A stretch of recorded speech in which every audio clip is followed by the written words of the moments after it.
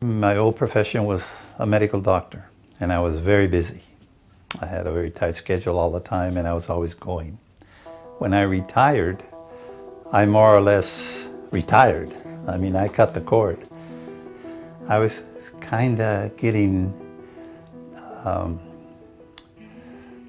don't think morose, but my interests weren't there. I didn't have the drive I used to have. I'm retired now, and my day is my own. I could arrange it any way I want. I find myself kind of wasting time, and I was afraid I was not going to be able to schedule and get myself disciplined. I couldn't believe I could write. To start with, English is my third language. I'm terrible in writing. I'm afraid of writing. I usually don't respond email because I'm afraid people laughing on my writing skill. But I say I'm going to try to break through. So I signed up these classes and said they might teach me some technique. It wasn't until I came to this class and I started reading. I was scared. I was really frightened.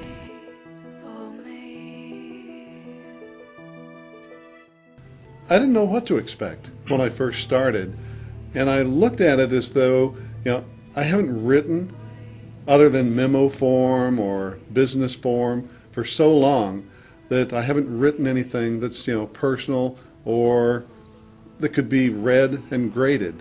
It was more than I expected because it kind of seeded ideas that I would have started out with my birth and then my first grade, second grade, schools I went to, that sort of thing. But she's given us a theme that kind of triggers some deep memories that are kind of neat, What I didn't expect was, oh gosh, just what you learn from the other people. I am fascinated by some of the experiences that the different individuals in the groups have. This is my third group in the autobiography classes that I've been with, and all of them are most interesting. Because you're sharing stories that are your life, sometimes, some of the subjects you're writing about are extremely intense. And so you are right there with that person when they're sharing the story. Not only are you writing it, but it's wonderful to hear them read their story in their own words. You get to know their strengths, and you admire some of them because of their writing. You like what they wrote and how they've improved. And then some just about their life and some of the fun things that happen to them, and then some of them their hardships that come to them, they might present to us. So we all got close. I don't know, there's something about writing, it brings you right into the person's life, and you make a connection, I think, with that person that you wouldn't in any other circumstance, because you get down to their core. Their life, in some way, went through a lot of bump. And when I saw that bump, when I saw their happy face, if they can survive that, why don't I? So by watching them, listen to their story, it makes me stronger. It brought to mind the fact that although I had worked to put my husband through school and he was able to get his college degree and master's later,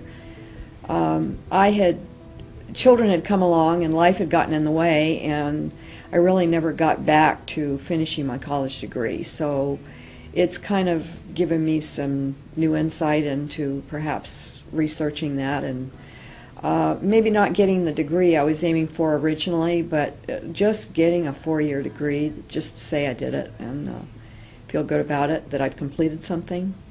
Well, I think the most important thing is to get it down for my children and grandchildren so that they get to really know me, because they're so busy growing up now that they know you, but they don't really know you.